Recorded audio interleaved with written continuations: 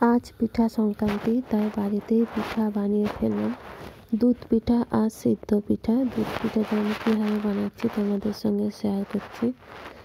1 kilo দুধ নিয়েছি, 1/2 kilo চাল। যে চালে ভাত খাও সেই চাল কুটিয়ে নিলেই হবে। সিদ্ধ চাল যেটা বলে সেটা কুটিয়ে নিয়েছি, ভালোভাবে এখান পাকিয়ে নিয়েছি। তারপরে দুধটা ফুটে এসে পিঠাগুলো দিয়ে দিলাম।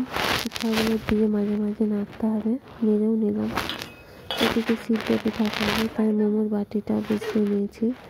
নিচের প্রান্তে জল আছে আর উপরটা পুরো ফাঁকা। দেখো গরম হয়ে যাওয়ার পর আমি সিদ্ধ পিঠার জন্য পিঠাগুলো আমি দিয়ে দিচ্ছি। নারকেলের পুর দিয়ে পিঠাগুলো করেছি।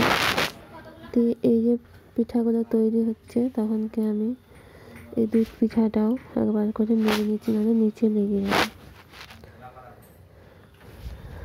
ওই মোমের বাটিটা যে পিঠাগুলো ঢোকানো আছে ওটা কমসে কম 15 মিনিট রাখতে হবে, রাখলেই হয়ে যাবে আমাদের সিদ্ধ পিঠা। সিদ্ধ পিঠা হয়ে গেছে, এরপরে আমি দুধ পিঠাটা ঠিকঠাক করে করছি। পিঠাগুলো সিদ্ধ দুধের মধ্যে সিদ্ধ হয়ে যাওয়ার পর এখন নতুন গুড় পাওয়া যায়, খেজুর গুড়। সেই খেজুর গুড় দিয়ে এই দুধের পিঠাটা বা দুধ পুলিটা বানিয়ে নিচ্ছি। দেখো কত সুন্দর লাগবে না কেকের মতো, কিন্তু না, এটা আমি খেজুর গুড় দিয়ে ভালো করে নাড়িয়ে নিচ্ছি। পিঠে করা শেষ। এবার আমি স্কন মন্দির চলে গেলাম। দেখো কত সুন্দর নাচ করে কীর্তন হচ্ছে। স্কন মন্দিরে প্রচুর ভিড়, এত ভিড় আমি কোনোদিন দেখিনি। আজকে প্রচুর ভিড়, পুষ্প প্রদর্শনী বলে আজকে প্রচুর ভিড়।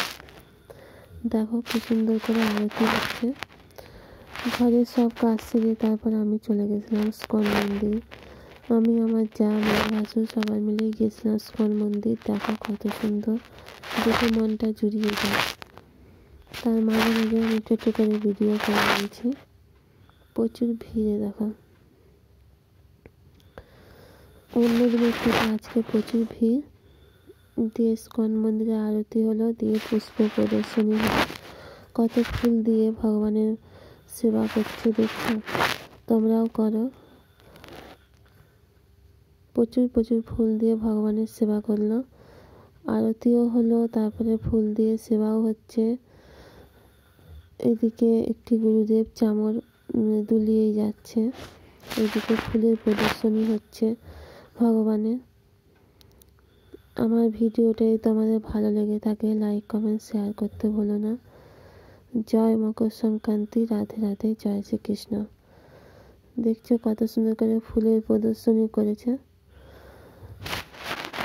আমরাও কিন্তু লাইন করে যেয়ে ঠাকুরের পায়ে ফুল দিলাম, দিয়ে ঠাকুরের ভোগ খেয়ে বাড়ি চলে এলাম। দিয়ে আমার গোপাল সোনাকেও পিঠা নিবেদন